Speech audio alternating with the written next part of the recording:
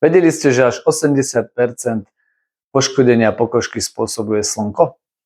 Opaľovacie krémy chránia našu pokožku pred nebezpečným ultrafialovým žiarením, ktoré môže spôsobiť spálenie pokožky, je predčasné starnutie, tvorbu pigmentových škvrn a v tom najhoršom prípade rakovinu kože.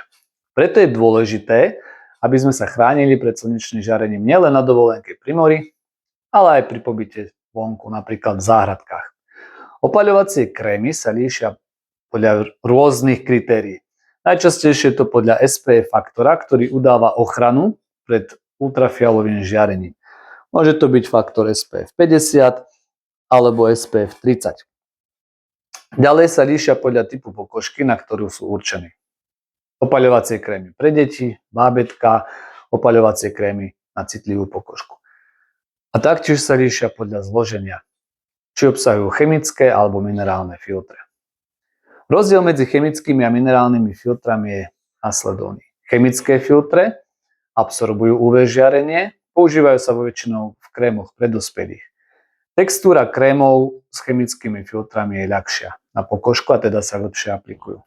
Na rozdiel od minerálnych filtrov, ktoré sú na báze zinkov alebo titánových zlúčenín, tie sa roztierajú ťažšie, môžu zanechať na pokožke biely film, avšak odrážajú slnečné žiarenie a preto sú vhodnejšie pre ľudí s citlivou pokožkou alebo pre malé deti.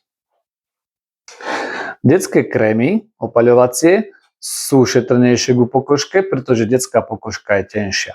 Obsahujú väčšinou minerálne filtre a odrážajú slnečné žiarenie.